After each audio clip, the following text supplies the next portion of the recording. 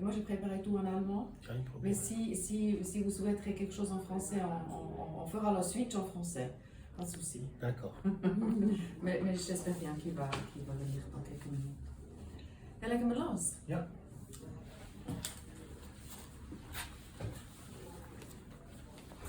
Ja, dann begrüße ich ganz herzlich zum Point de Presse von Casafair Schweiz. Wir stellen das Mietzinsmodell kostendeckende Miete vor. Wir machen eine politische Einordnung. Abgerundet wird dies durch konkrete Erfahrungen aus der Beratungspraxis. Casafair lehnt nämlich die vom Bundesrat vorgeschlagene Erhöhung der zulässigen Nettorendite im Mietrecht ab. Damit wird die Mietspirale weiter angeheizt, die Wohnungsnot verschärft sich noch mehr und wir zeigen Ihnen heute auf, wie dass man faire Mietpreise machen kann, wie diese entstehen. Ich von meiner Seite, Nationalrätin und Mitglied der Kommission für Wirtschaft und Abgaben und Präsidentin von Casafair. Zu meiner Rechten sitzt Karin Weissenberger, sie ist Leiterin der Rechtsberatung von Casafair, Immobilienfrau und Mietschlichterin und kennt von dem her die Praxis aus erster Hand. Und später zu uns stoßen, sobald eben die Abstimmung vorbei ist, wird Raphael Maheim. Er ist auch Nationalrat, Rechtsanwalt, Casafair-Fachberater und sitzt eben für die Grünen im Nationalrat in der Kommission für Rechtsfragen und ist auch deren Vizepräsident. Als Vermieterin und Casafair-Präsidentin sind mir klare und faire und einfach anwendbare Regeln für die Vermietung außerordentlich wichtig. Dafür ist das Mietrecht so zu gestalten, dass sowohl eine angemessene Rendite für Vermietende möglich ist, wie auch das Grundbedürfnis der Mietenden nach bezahlbarem Wohnraum erfüllt werden kann. Und dass endlich auch der Auftrag aus der Bundesverfassung erfüllt wird, die vorgibt, dass Wohnungssuchende für sich und ihre Familie eine angemessene Wohnung zu tragbaren Bedingungen finden können. Dies steht im Artikel 41 ganz klar geschrieben. Besonders in Städten und Agglomerationen ist Wohnraum knapp und die Mieten steigen weiter. Für viele Menschen sind die Mietkosten zum größten Posten in ihrem Haushaltsbudget geworden. Casafair Schweiz setzt sich politisch und in der Mitgliederberatung dafür ein, bezahlbaren Wohnraum zu erhalten und der Mietzinsgestaltung das Fairness-Prinzip als Richtschnur zu setzen. Demnächst werden wir über die 10 Millionen Initiative abstimmen, die einen Bevölkerungsdeckel für die Schweiz einführen will. Begründet wird diese Maßnahme unter anderem mit der Wohnungsknappheit. Doch die Wohnungsknappheit ist keine Folge der Migration, sondern direkte Folge überhöhter Mietpreise. Nicht die Bevölkerungsgröße ist das Problem, sondern der Wohnflächenverbrauch. Bei jedem Umzug wird die Miete teurer, weil die Angebotsmieten nicht nach den Kosten für die Liegenschaft, sondern nach dem Prinzip vom knappen Angebot und hoher Nachfrage festgelegt werden. Der Ablauf ist eigentlich immer derselbe. Sie leben schon lange in derselben Wohnung, die gut gelegen ist. Nun ziehen die Kinder aus, es hat eigentlich viel mehr Platz, als sie benötigen würden und suchen etwas Neueres. Aber fast sicher werden sie keine kleinere Wohnung finden, die weniger kostet als die aktuell große. Sie werden lange suchen und sie werden nichts finden.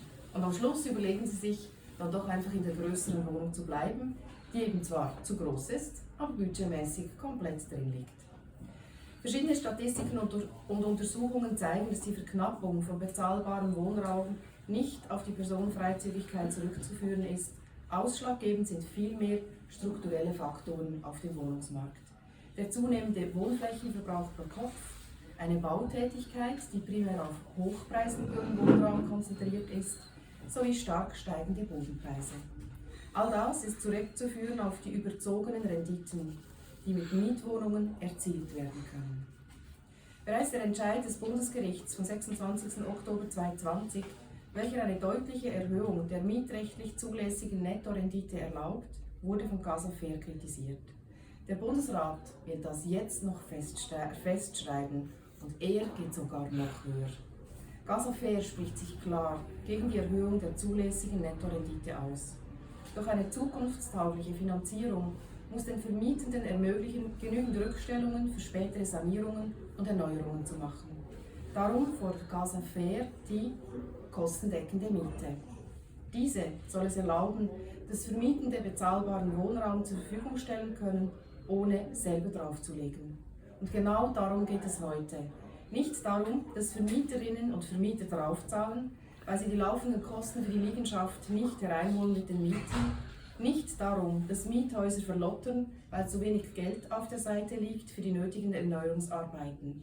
Es geht darum, wie ein Mietpreis berechnet wird, der für beide Seiten fair und angemessen ist, an dem niemand sich eine goldene Nase verdient, der die Mietenden nicht übervorteilt, aber gleichzeitig den langfristigen Bedarf an Wohnraum sichert.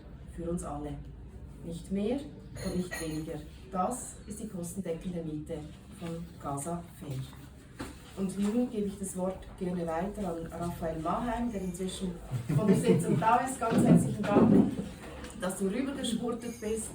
Und ich gebe dir gerne das Wort für deine Erläuterung. Danke, liebe Ursula, merci, mesdames, messieurs, merci à vous. Désolé pour le retard, en effet. L'horaire de la séance de commission a été un peu modifié, ce qui fait que j'ai dû venir à la dernière minute et je vais m'éclipser après pour un vote qui interviendra tout à l'heure. Mon propos, c'est de dire ici qu'il existe des alternatives que va vous présenter Karine dans quelques instants, mais c'est aussi de vous expliquer pourquoi on se retrouve dans une situation où aujourd'hui la question de la fixation des loyers, c'est un enjeu vital, non seulement pour les locataires bien sûr, mais aussi pour les propriétaires. Et c'est pour ça qu'on est là aujourd'hui, parce qu'Habitat Durable s'intéresse à un outil qui permettrait de rétablir l'équité dans un contexte où il n'y a plus d'équité, pour les raisons que je vais vous expliquer maintenant. Il y a évidemment tout un historique derrière la situation dans laquelle on se retrouve aujourd'hui, mais il y a deux moments qui sont très importants et qui sont critiques dans l'évolution du dossier des loyers. Le premier moment, c'est cet arrêt du tribunal fédéral qui est tombé au tournant des années 2020 et qui a, de façon totalement surprenante, modifié les règles de calcul de rendement d'un bien. Sans rentrer dans les détails techniques, juste pour qu'on comprenne de quoi on parle, un loyer est considéré comme abusif s'il provoque un rendement excessif, c'est le Code des obligations qui dit ça. Et puis, il y a donc dans le Code des obligations deux méthodes de calcul des loyers, cette méthode dite du rendement et puis une méthode basée sur les loyers du quartier, qui est une méthode très mauvaise, qui est peu utilisée dans la pratique, qui existe malheureusement, mais ça signifie que le plus gros enjeu pour la fixation du loyer, c'est le calcul du rendement. Et jusqu'au tournant des années 2020, la règle, c'était que le droit du bail permettait un rendement de 0,5% supérieur au taux de référence hypothécaire.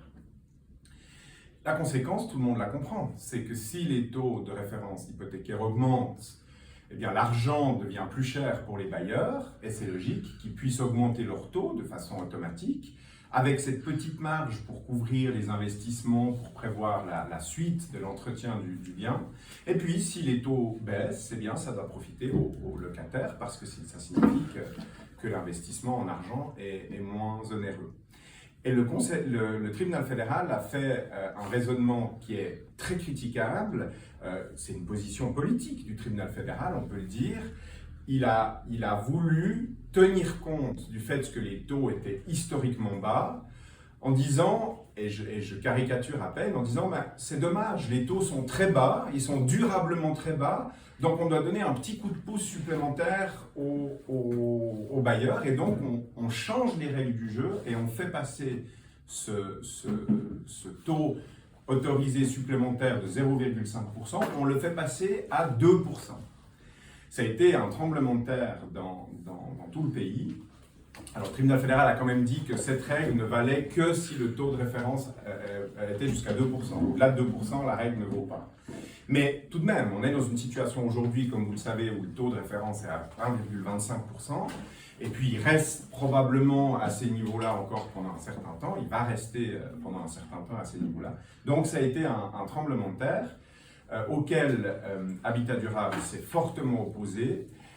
Et ce que nous demandons, Ursula l'a déjà dit, et on va vous l'expliquer encore plus en détail, mais ce que nous demandons, c'est un changement de paradigme, passer d'une logique de rendement, où on fait des calculs souvent opaques, en se plaçant uniquement du côté du rendement financier d'un bien, sortir de cette logique-là, et rentrer dans une logique de couverture des coûts, de transparence, avec un constat très simple, c'est de dire qu'évidemment, un propriétaire doit pouvoir assurer l'entretien de son bien doit pouvoir vivre de son bien, c'est-à-dire que ça ne lui coûte pas plus que ce que ça lui rapporte, c'est évident, c'est ça l'équité, mais ça ne doit pas être un bien de rendement qui en plus provoque des rendements souvent largement supérieurs à ce qu'on peut trouver dans les autres investissements financiers, bancaires ou autres.